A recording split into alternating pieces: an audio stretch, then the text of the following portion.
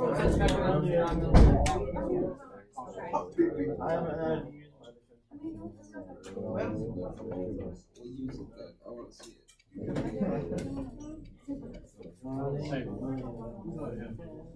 I did.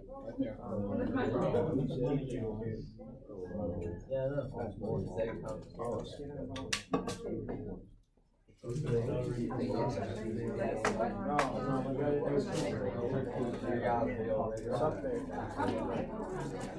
gotta put the old thing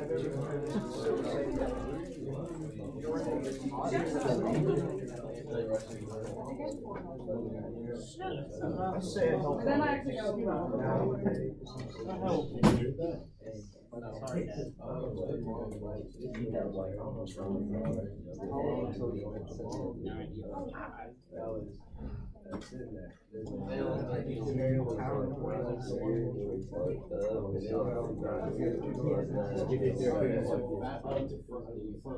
Wait, that's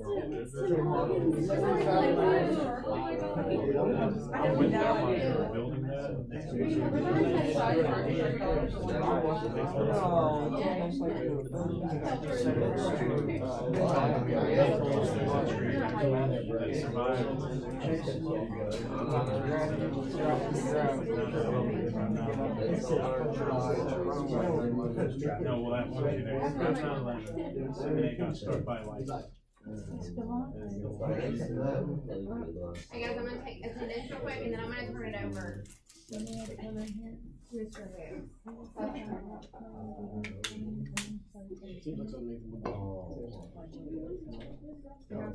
Cody, your phone should be put away, guys. So when that bell rings, phones are up. Cody, Emily, Danielle, Jayla, Hayden, Tommy, Kate, Jalen, Hannah, Ben, Abby, Molly, Kaylee, Elijah, Caitlin, Daniel, Zoe, Jonah, Luke, Kristen, Blake, Cheyenne, Isaiah.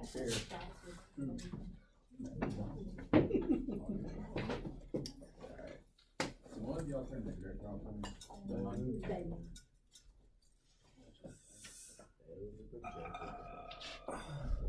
Appreciate it.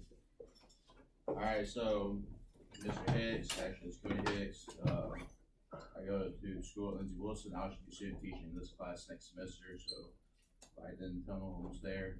And for the failure today, we're going to have a group discussion of what y'all have covered so far in the Civil War. So what all have y'all covered in Civil War so far? Not much.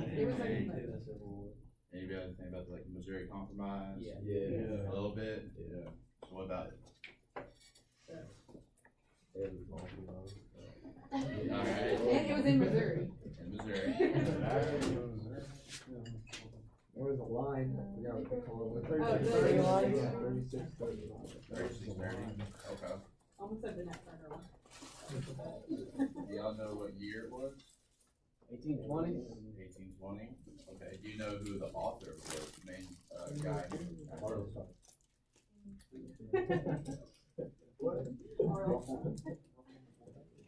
Anyone know? Pretty sure it was In play.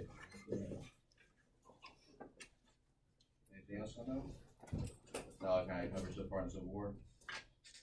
Well, that's good because the examples I did for y'all today are coming from the Missouri Compromise itself. So now that y'all actually know a little bit about it, it won't be totally new to y'all.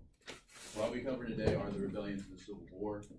And the funny thing is that everyone's like, one of the biggest rebellions of the Civil War was like Nat Turner and John Brown's Harper's Ferry. These actually don't happen during the Civil War. Nat Turner was like 30 years prior to the Civil War, and then John Brown was 1 year before Lincoln was even elected. But these two factors helped definitely hasten the Civil War to come into the America. So here is Nat Turner. If y'all don't mind taking down these notes, because you'll definitely need this information for the activity.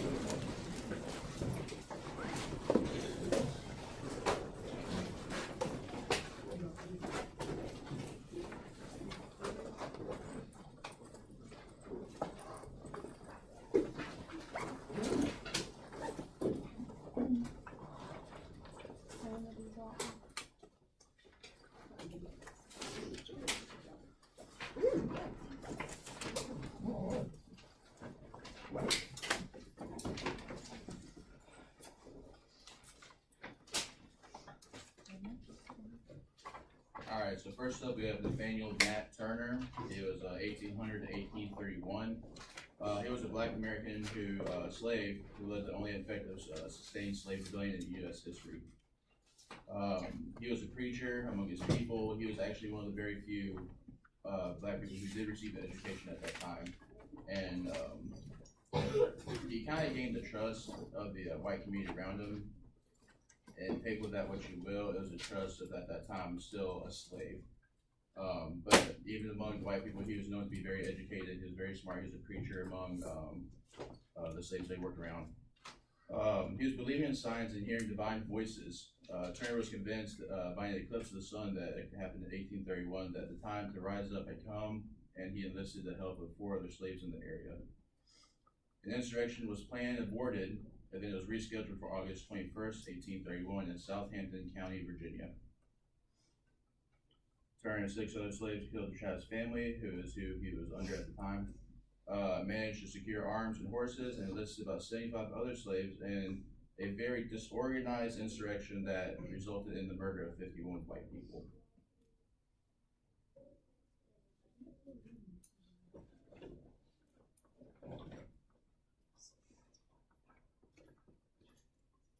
I can't really emphasize that enough, the fact that it was very disorganized.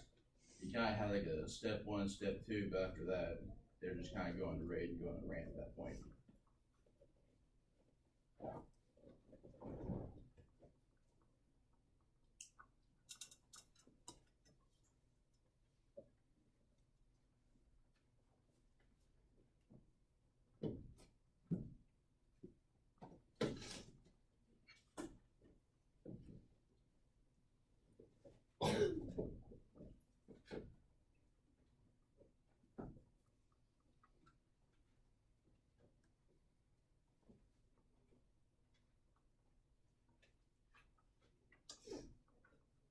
If y'all have any questions throughout this thing, feel free to ask.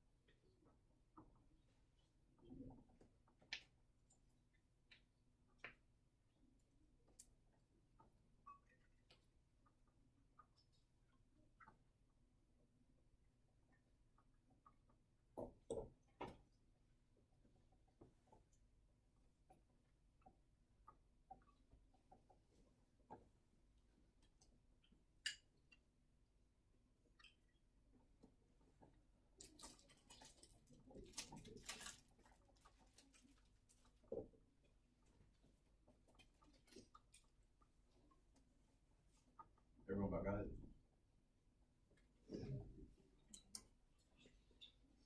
Alright, so continue.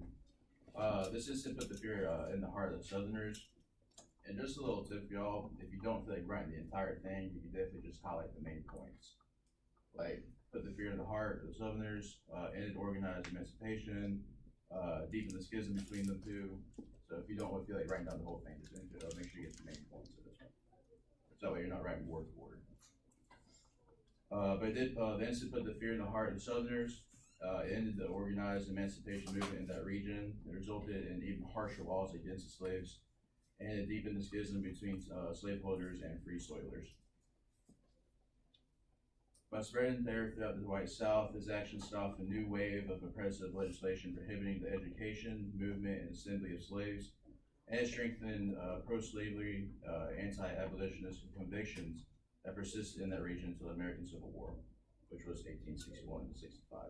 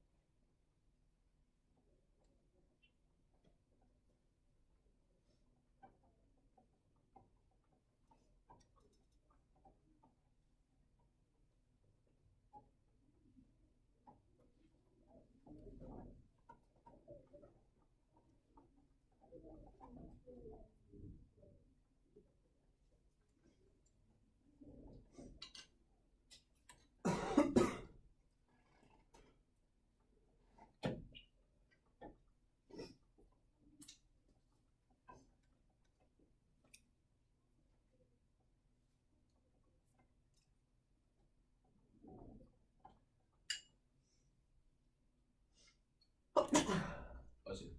Thank you.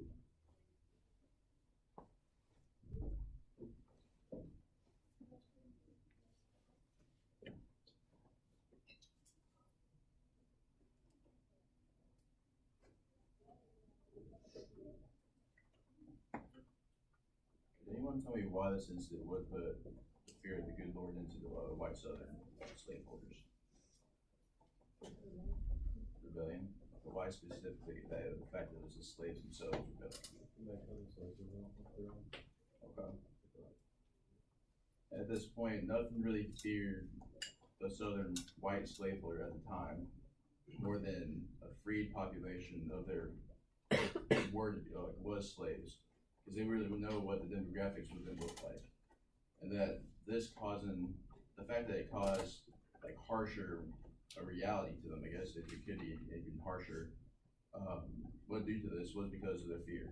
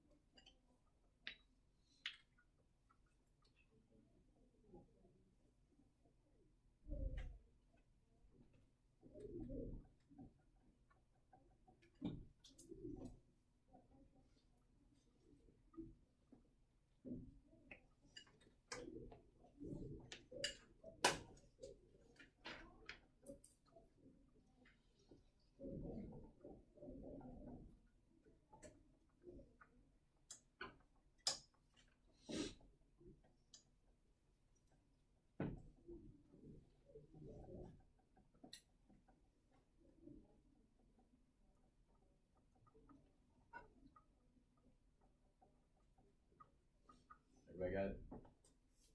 Good. This right here is a blue cartoon.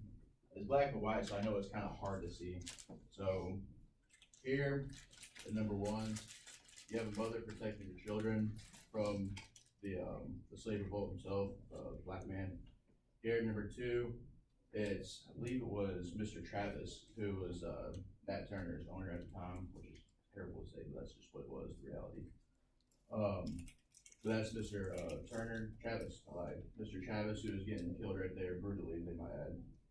Number 3 is another man who was fighting off the black slave, while his family right here could get off. And then here, number 4, a company of mounted dragoons in pursuit of the blacks. And so this is a political cartoon that came out at the time, just trying to portray not only what they did, but kind of like especially right here, it kind of demasculates the white man. It really like shows how like scared they were of this happening and just the brutality, like the savage black man coming up just because they didn't know any better, they weren't very educated, which is very wrong because Nat Turner was educated. And so the fact that they just have basically the roles reversed, where instead of the white man being empowered, it's the black man. On top of that, really just kind of blew their mind. You don't have to take any notes down like that. I just kind of want to show y'all so you know just exactly what their mindset was at the time. Now on to John Brown's Harper Scary Grave.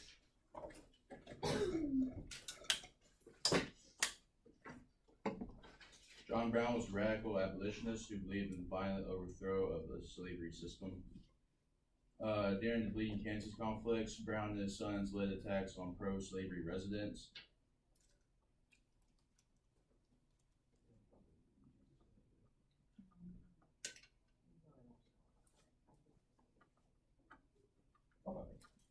So Bleeding Kansas was a term that was used to describe the period of violence during the settling of Kansas territory. It was in 1854.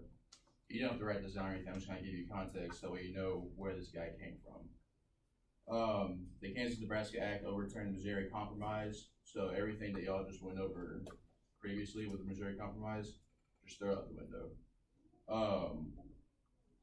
Missouri Compromise used the latitude as a boundary between slave and free territory, instead using the principle of popular sovereignty. What that is whatever the citizens of that state wanted to be, that's what it would do. So if you did get citizens like, for say, Kansas, that are technically above that line, they wanted it to be a slave state. And so based on the Kansas-Nebraska Act, they would have came in as a slave state, which would just totally repeal what happened with Missouri Compromise. And so you had a bunch of slaveholders and a bunch of free soilers move there in their conflicts to try and find out who exactly would reign and what the state would enter as. But during the Bleeding Kansas conflicts, Brown and his sons led attacks on pro-slavery residents, justifying his actions as the will of God. Brown soon became a hero in the eyes of northern extremists and was quick to capitalize on his growing reputation. By early 1858, he had succeeded in enlisting a small army of radicals whose mission was to encourage a rebellion among the slaves.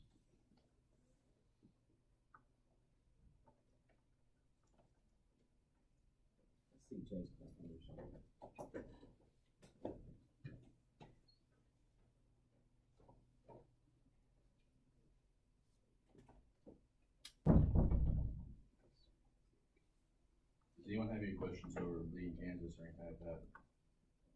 It's kind of important to understand his success in Bleeding Kansas is what really set this up.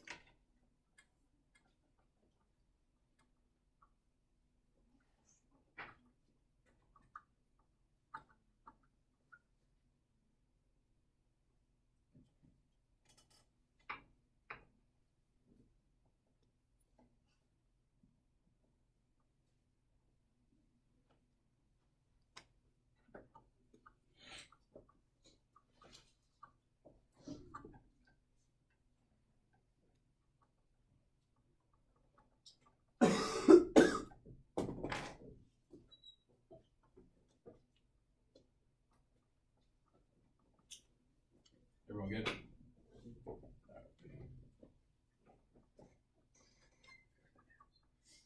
Continue. October 16th, 1859, 21 followers, and amongst those was his sons as well. Brown attacked and occupied the federal arsenal in Harper's Ferry, West Virginia. Brown was quickly surrounded by militia commanded by Colonel Robert E. Lee, and Brown's position was overrun. Realized at this time, Robert E. Lee was still part of the Union, and at that time he was still probably, and arguably, unfortunately, he was with the wrong side at the time. But he was one of the most brilliant minds of war that America's probably ever known. But at this time, Robert E. Lee was still with the Union, and he hadn't succeeded to the South. In fact, he didn't really want to succeed at all. But since his home of Virginia ended up to succeed and everything, he followed them just because of his home state. Brown's position was overrun. 10 of his followers were killed, and Brown himself was wounded and captured. News of the raid electrified the North and outraged the white South. Brown was tried and convicted of treason, and on December 2nd, 1859, he was hanged.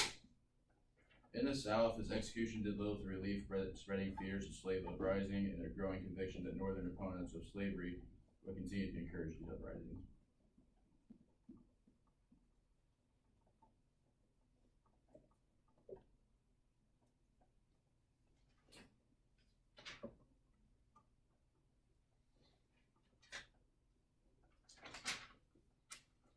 The bad thing about this is that even though he was trying to spark a rebellion amongst the slaves and like even took a hold of an arsenal for a period of time, it didn't spark any rebellion amongst the slaves at all. So it's kind of, I want to say it was a failed attempt because it was a success for a period of time, but when he wanted to get out of it, it just didn't happen.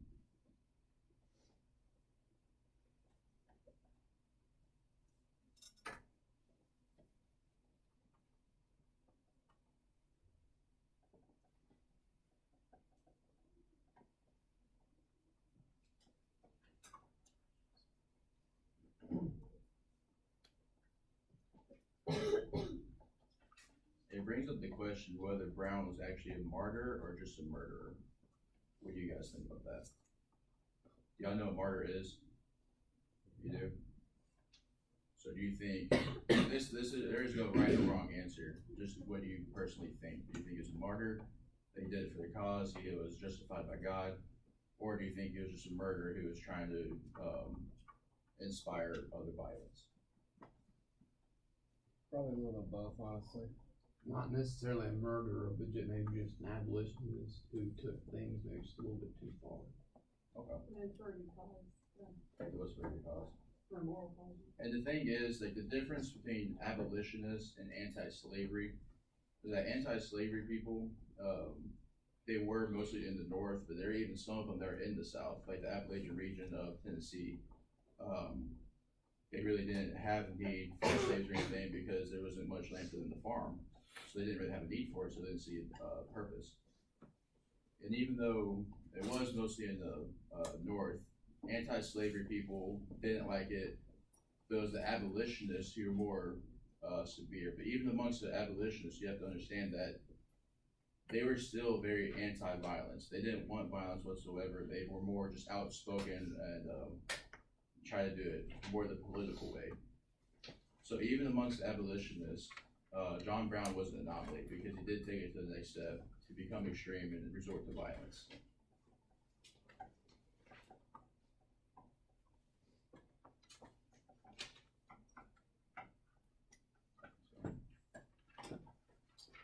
All right.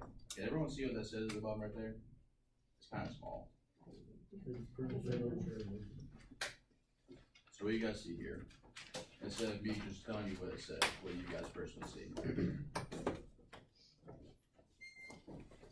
Looks like maybe Brown handing off weapons to blacks, trying to get them to fight back. Someone read out what it says there at the bottom. I can say mine. It says John Brown. Here, take this and follow me. My name's Brown. And something C, Coffee. coffee, please God, Mr. Brown. That is impossible. We ain't done C yet at our, I can't see what that's called. House. House. So what do you guys get from that? This guy was trying to help Brown. Brown was trying to convince him to do it. Okay. What I get from this is that, like the title says, a premature movement.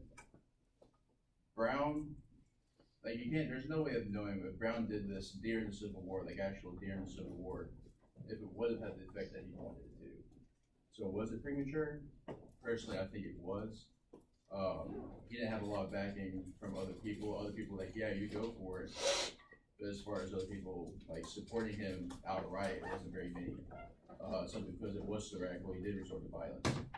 And so to me, it was just, I don't want to say a waste of time because it definitely sped up the Civil War. And why do you think it sped up the Civil War? It raised the tension and he wanted to know. It did. But more specifically, what one event would spur this cause of Civil War? Abraham Lincoln's election? Yes. Because he was a Republican and the South feared that they would elect an anti-slavery person, which did happen.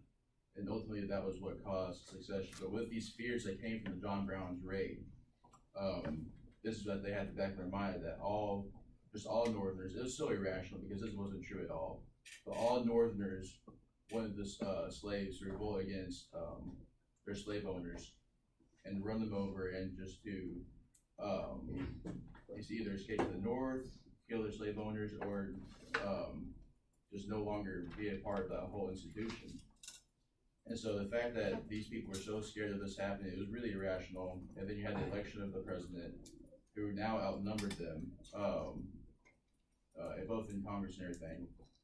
It really just kind of set it off.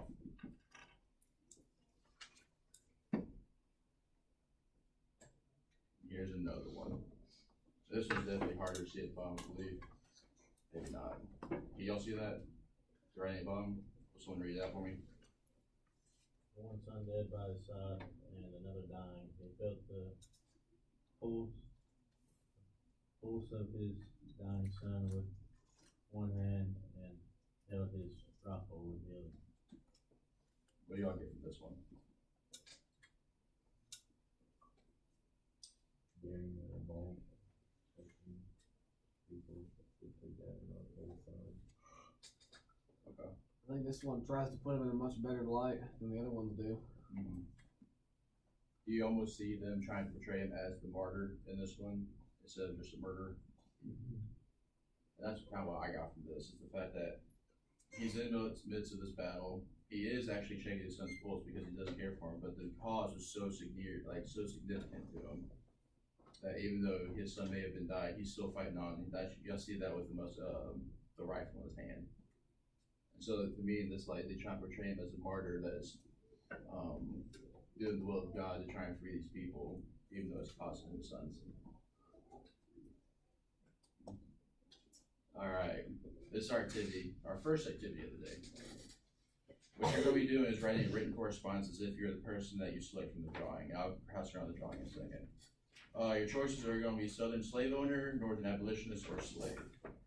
The written correspondence must pertain to the views of your role, accurate information, be in letter format, and be at least half a page.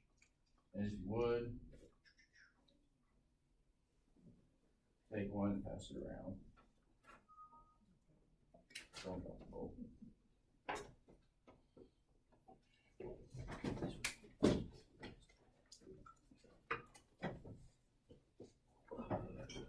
While it's getting passed around, the view of the Southern slave owner, just so you outright know specifically what it is. The Southern slave owner's greatest fear was that slaves would one day rise up against them. They feared the possibility of a freed slave population in the South because no one would know what happened to them. The Northern abolitionists, these people wanted the absolute abolition of slavery, and they were very outspoken. However, they were typically against any violence. And I don't think y'all need a description for the slaves, do you?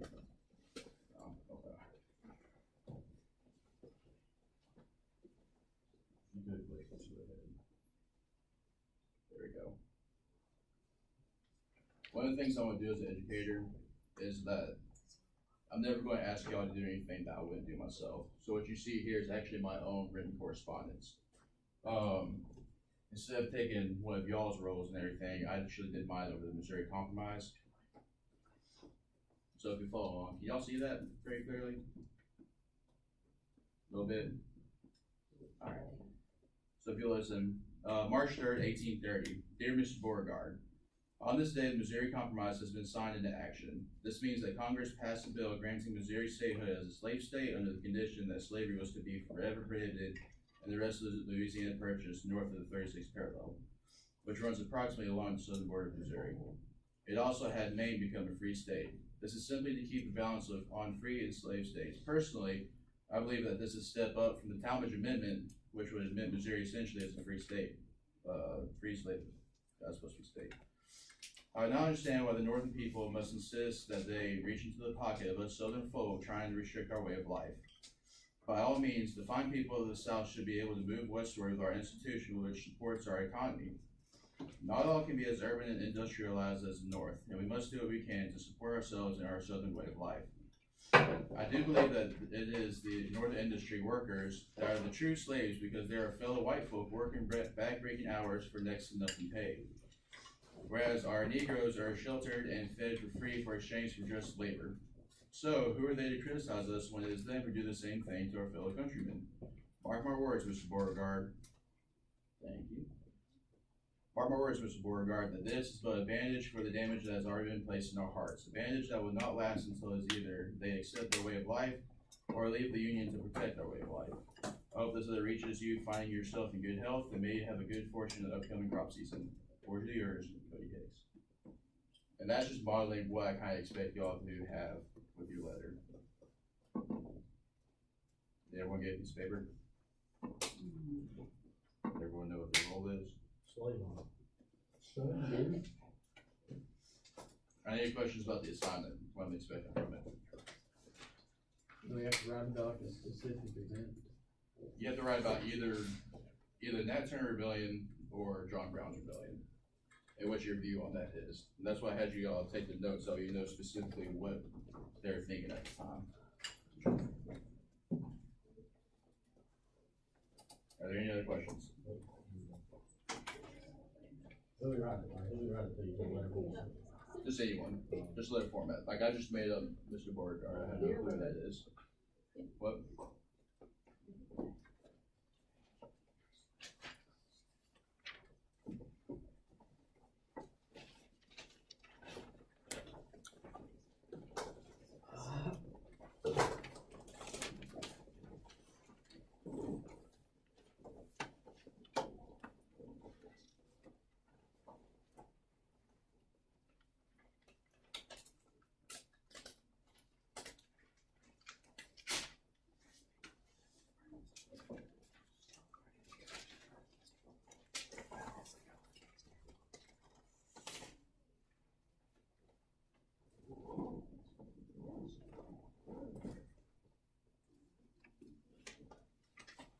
If y'all have any questions during this, raise your hand, I can answer it.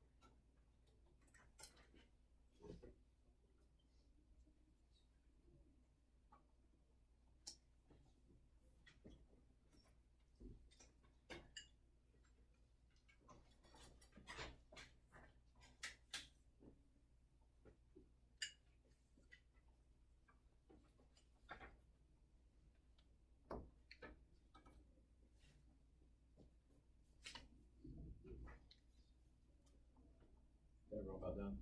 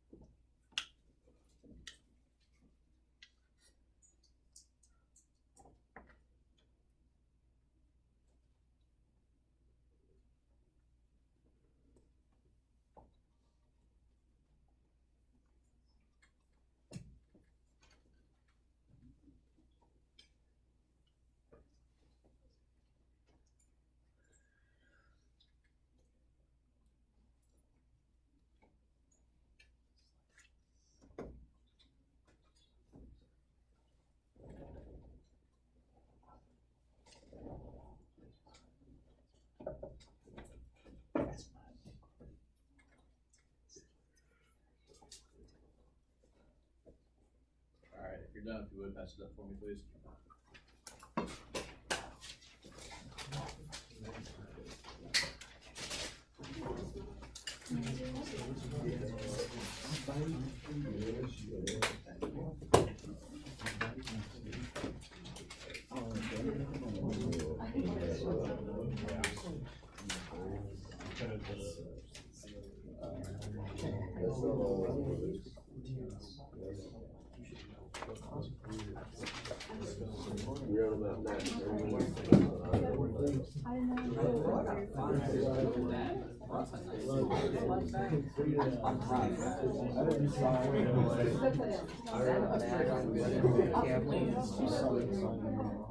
We just dotted the i's.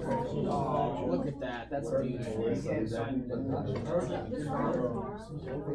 Alright, so everyone, Oh my. Like everyone's. That's a fly.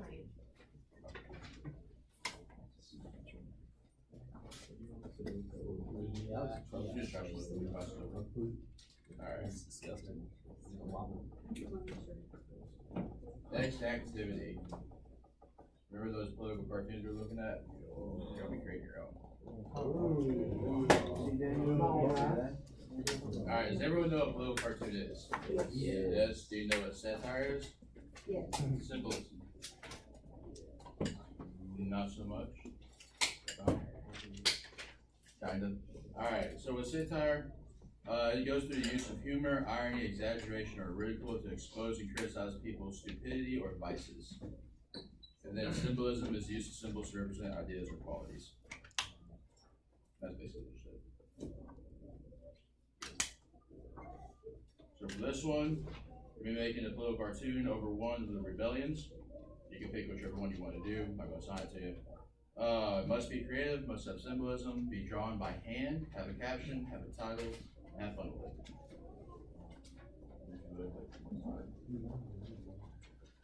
Realize I'm no Picasso, alright? This is one I did last night. I can prove it because it was on the back of a map I'm using for my Civil War class. So here is going over the Missouri Compromise. Can y'all tell me what you see here? See if y'all get what I'm trying to say. Yeah.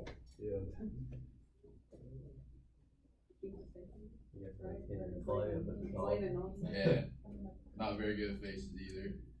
Thought about giving a mustache. I don't know if you really see what it says up there, but it says, this seems like a beneficial compromise. On its hat it says clay. I had a balancing scale, one with cotton in the south, which was the slave states, and the other was north of Ministry, which were free states. I had the line right there, which represented the compromise line that put Missouri up in the left. Outside the title is Clay's Balancing Act of 1820. That's kind of what I'm expecting y'all to have. I want y'all to put a lot of thought into everything that goes into everything. Like there shouldn't be anything that's just there for no reason. Everything should have a purpose on it. Alright? Have fun with it. If y'all just really can't think of anything after 5 minutes of what to do, raise your hand, I'll come help you out. Alright.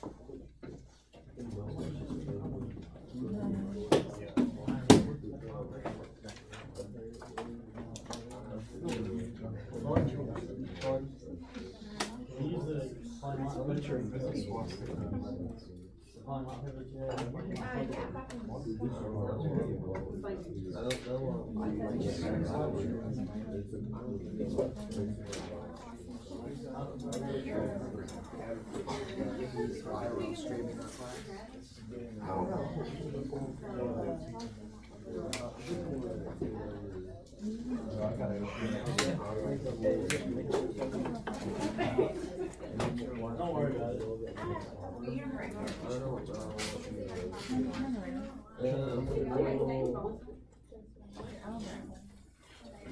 Some people don't deserve it. You're like 4 of them. I'm getting there. It's just like, it looks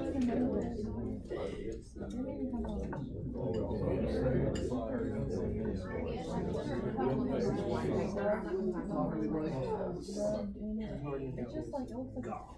it's off the bottom. And then on the end of it, You know, it's a white paper. Here's the bathroom. Oh, yeah, sure. Can I help political cards for your brother, David? I'm gonna write one about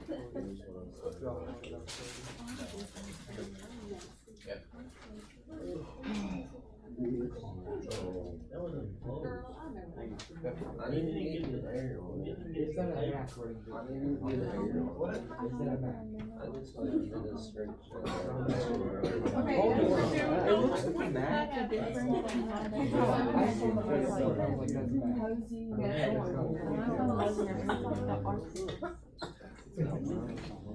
I know.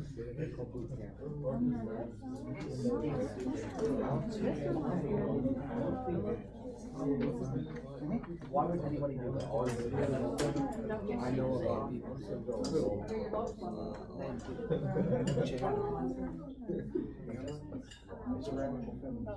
Exactly.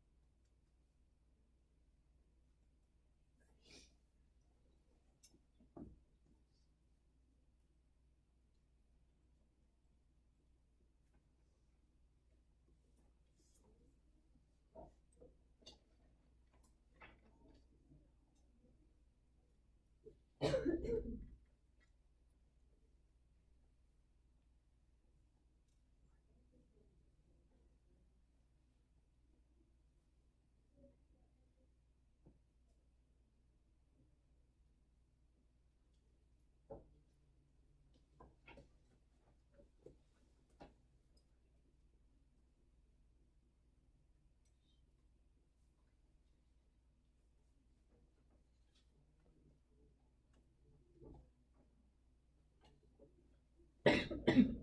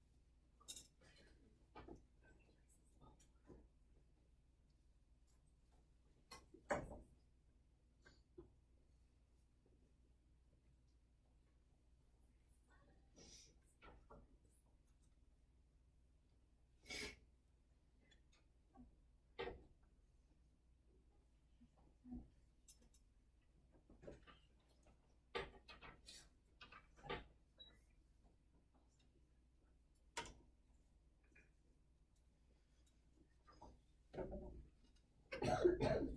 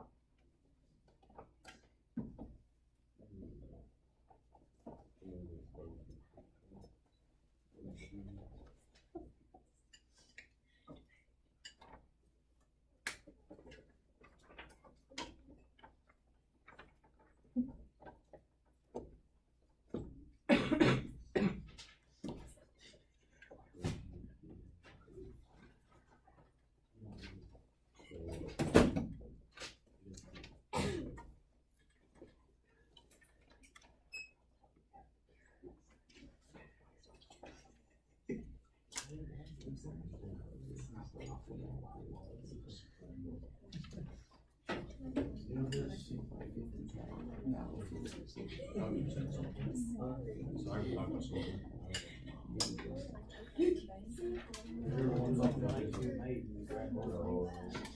mean, I can really think, but just have a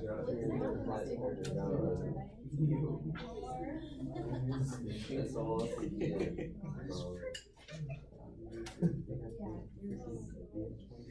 Stop.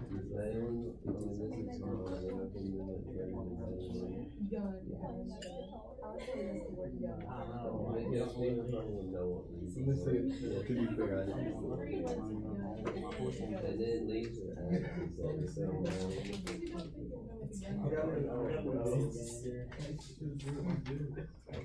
I'm sure I understand where you're going with that.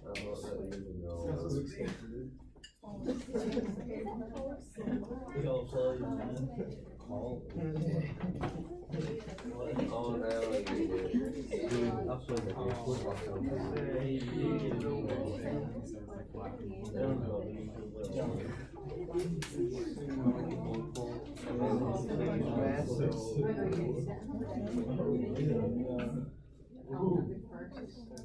Yeah. You don't have a, I got a new.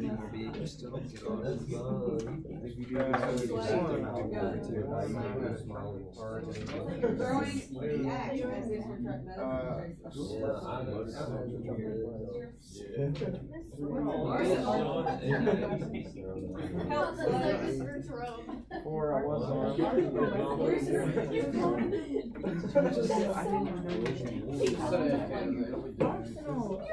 I thought mine was like Emily, I feel.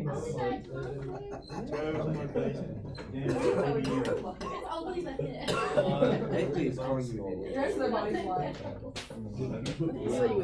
How many people are still working? That's the next I can do, okay?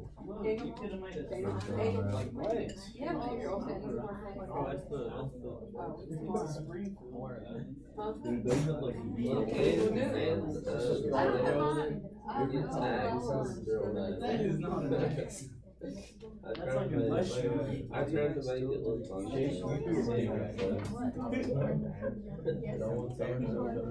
Look, said he died, had it, the picture was blood. As opposed to if there wasn't like blood. I mean, he has petals of blood on each side of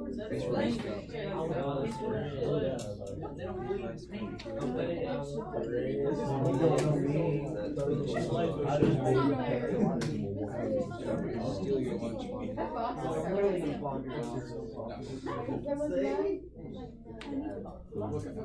I told you, don't say that.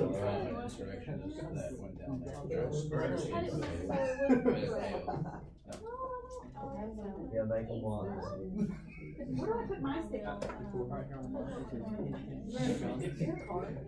old are you? Wait, they can't read that. Oh, they just stuck it.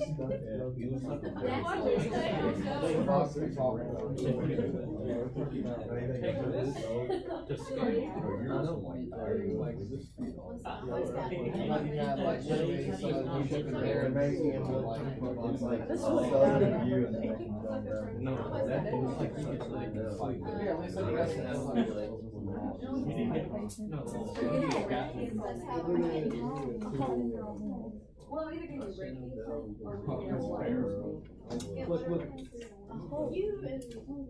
That's just kind of scary.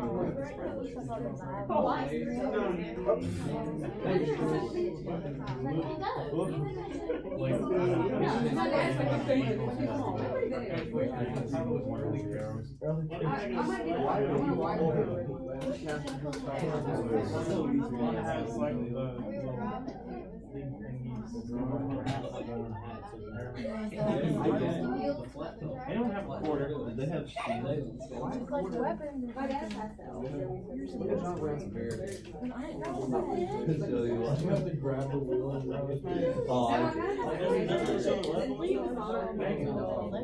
Do you have another quarter?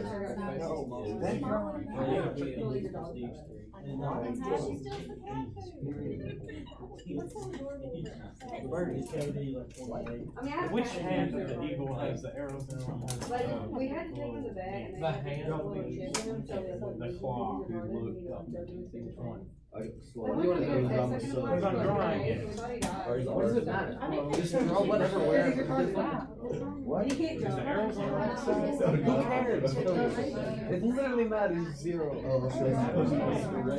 How many people are still working? He's got a pile of leaves in one hand. You look like Christmas. Spear. Yeah, I think it was something. Like Christmas present. What does it say? Alright. What we're gonna do now is I want you to get in groups of 4. What you're gonna do is you're gonna try to tell other people what you're trying to portray in your political worldview. After that, you'll pick the best one of the group and then you'll present it to the class. Alright?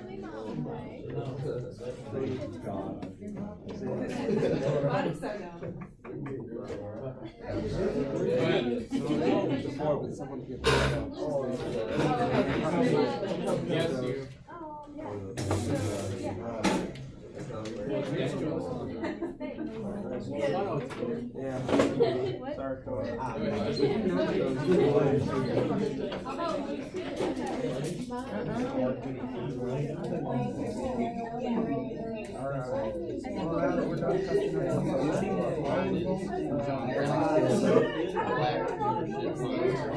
Please explain layers in my.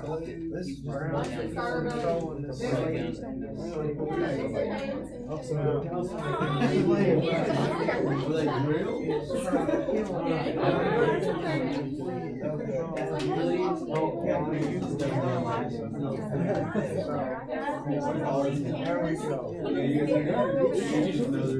I was gonna.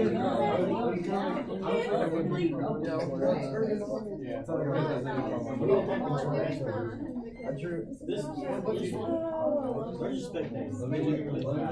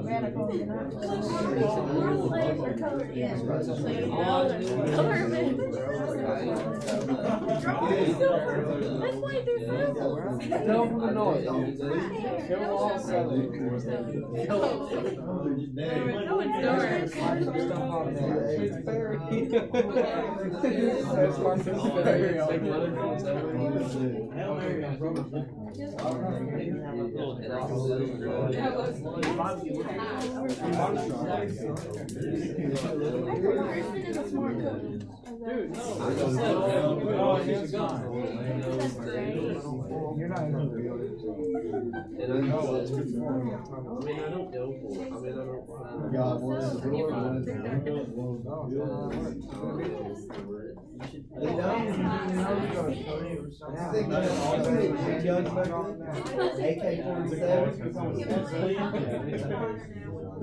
Usually a circle and a quarter.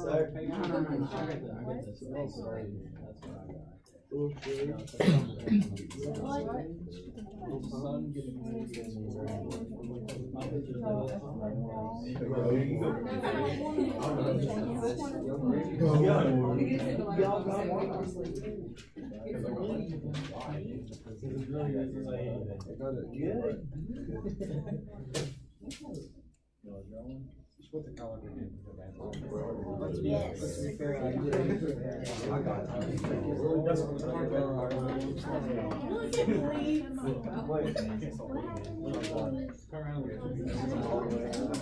everyone have a best one in the group?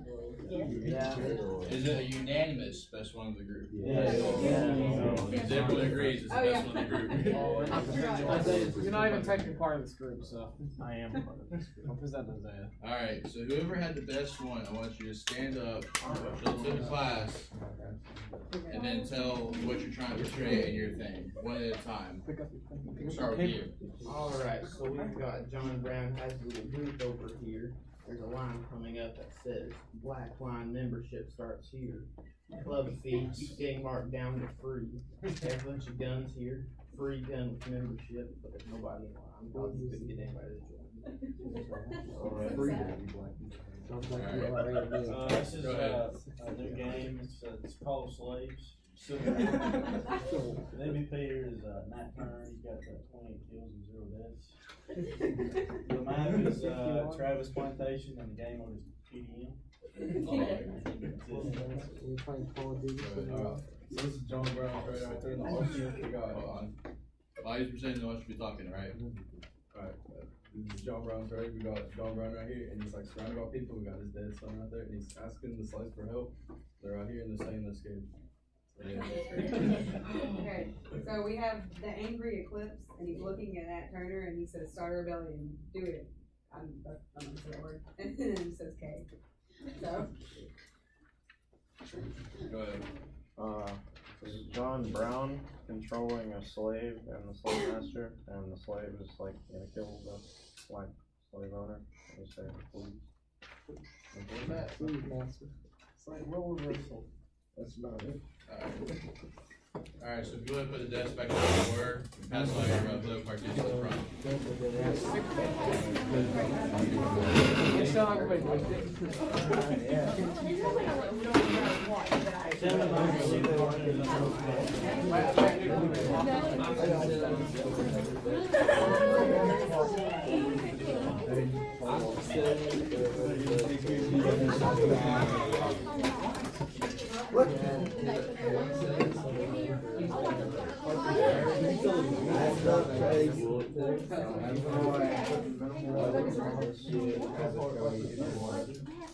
So how do you reverse the burger?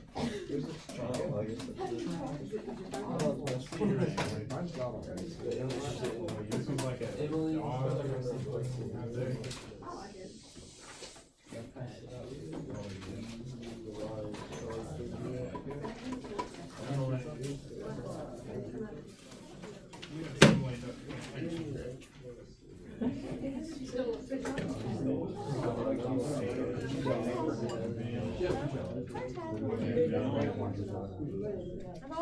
Do I have everyone's little cartoon?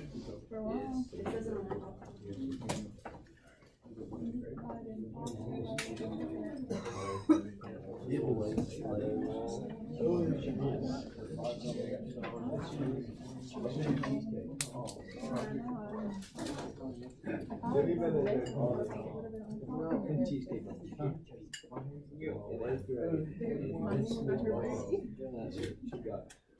So I have everyone's little cartoon though? Yeah. Alright. What is one thing that you learned today that you didn't know before you came here today? Anyone? All the details behind Turner's rebellion. So you guys have heard Turner's Rebellion, you didn't know the specifics behind it? Yes. Okay. You ever heard of Harper's Ferry? Yeah. A little bit? Do you think that Harper's Ferry was a big cause that ended up causing the Civil War? No. You don't think it was? We get Why? expired. It did very much. Besides sparking like even more fear amongst the white slave owners. I think slaves were involved more than that. So if you think that slaves would have evolved and got more involved, then maybe it would happen even sooner? Yeah. Possibly? Okay. What else did y'all learn? Did y'all learn something? Yes. Yes? Okay, good. I want to be doing my job if y'all didn't. Are there any questions that y'all have about anything? They could be over Missouri Compromise, being Kansas.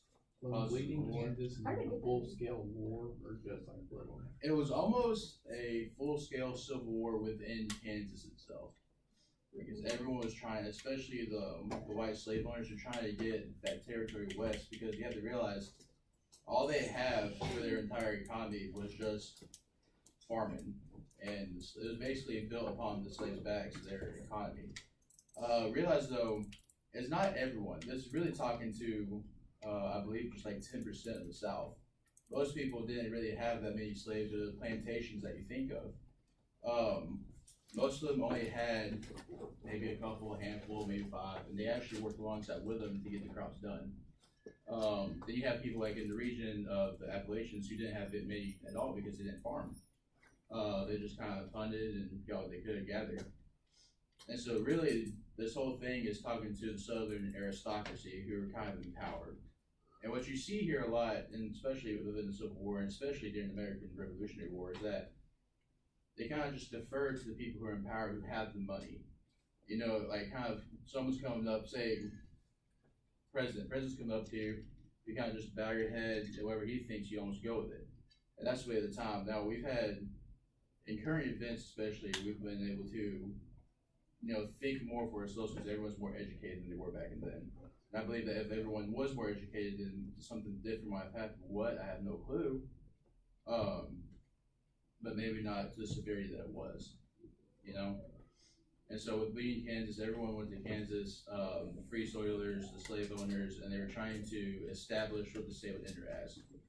And granted, you have to think, I don't know if Southerners really knew what was out west, because there's not much for them to farm.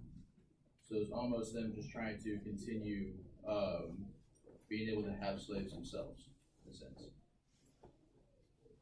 Any other questions? About anything? We've got 9 minutes, so we got plenty of time for conversation. No? Did y'all know that Lincoln was actually very depressed during his presidency? Oh yeah, I saw it. Mm-hmm. Very depressed. He was always torn. I would be too. I think I was too. Yeah, I'm sure y'all will talk about this when you get more into the Civil War and such, but. Other questions at all? Y'all know everything? Mastermind? No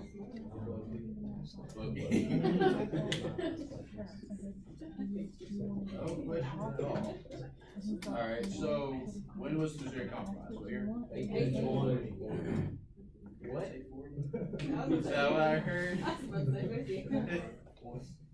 So 1820, it was behind Henry Clay.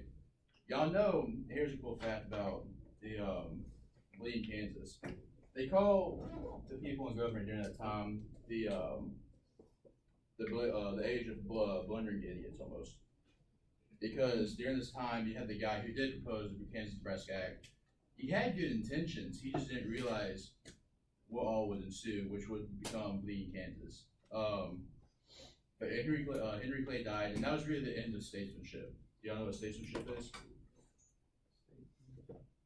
You would think, like, I thought this for a long time until I'm taking Civil War now, that statesmanship would be a political person just for their state. But in fact, it's really where they support their state, but they look out for the betterment of the entire nation. And so you see Henry Clay, and you have him coming up with this compromise to prevent a civil war from breaking out right then and there. Because there are many times throughout preluding the Civil War where a Civil War could have broken out. But they, like I said in my letter, that they keep putting a Band-Aid on top of it and then it gets ripped off. And so with Henry Clay, he really was the great compromiser, which really kind of postponed the whole Civil War from even happening. You know what I'm saying? Any other questions of the book? Any questions about anything in general? College? What I'm having to do for college? Because right now I'm doing a 20-page thesis paper for senior class. Oh man, that joke is rough. I had to do that over, y'all go over Revolutionary War? Is that right? So my paper was over Revolutionary War, the Tidewater and Piedmont area in South Carolina. And I'm basically making the point that that was our first Civil War, because it got brutal. There's just one thing I saw where usually officers' families were kind of excluded from the barbaric ways they would do just because they're officer family. This guy was like the ultimate savage, right? He had, because the guy was away fighting, he had his wife sit in the kitchen chair in front of their house as they raided their entire house and then set it on fire. They just had her sit in the chair and watch them as they did it. It was literally lit. It was, I was read that and I felt bad because I laughed. I was like, that's like the OG savage right there. So that's what I'm doing for that. Civil War, we're doing Reconstruction right now. So everything that y'all are about to go through, I've already been through. So if you have any questions coming up, that I'm in your class, feel free to ask and I have maybe some information that you don't know. Other than that, we're good to end the class. Appreciate it. So let me talk to you for just a second. I think we're gonna go ahead and do, an assessment on Friday over causes of the Civil War, which I think you are pretty clear on. So, that would be everything that's on that chart. I will be talking to you more tomorrow about, some of those issues, and I'll have something for you. I'm not gonna say study guide, but I'll have some directions. So be looking at that, be able to identify those. It'll be a shorter text. It won't be really long, but it'll be on Friday. Okay? So probably like 20, 25 questions. All right? Yep.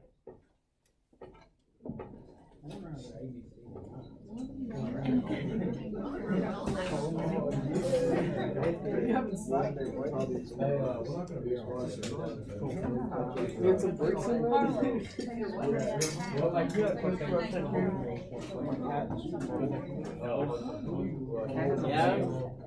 I asked you, is that a break? You responded. Hey, Jalen, can you get that projector, please? Well, you call like my mom accidentally. Oh,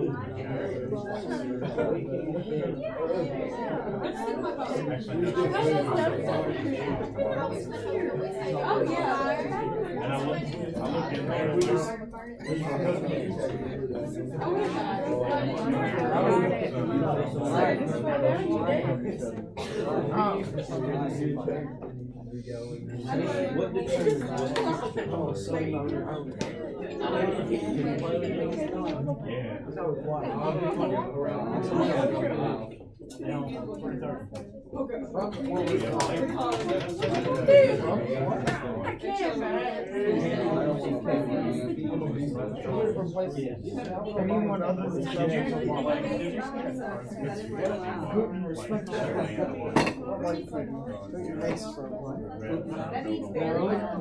Yeah, it doesn't like the US at all.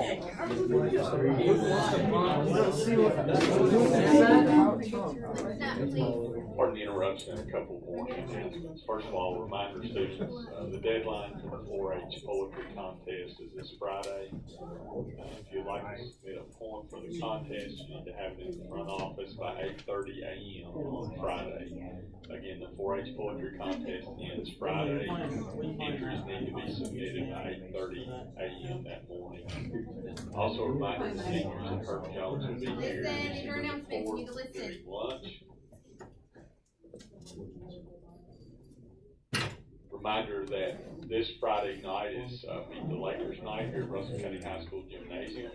That activities begin at 6 p.m. and there will be a $2 charge for student admission. Students, that's a significant reduction from the price last year. So this year's admission is $2. Meet the Lakers Friday night here at the Russell County High School Gymnasium at 6 p.m. Thank you.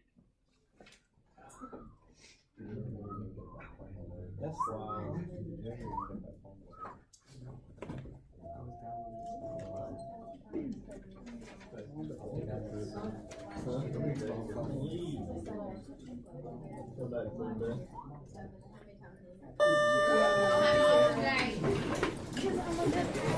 Daniel, we ready? Today's the last day we go. Miss Martin yells at us. That's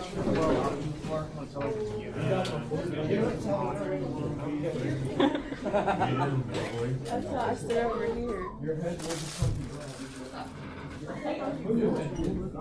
I'm gonna fight you. Come to the bridge or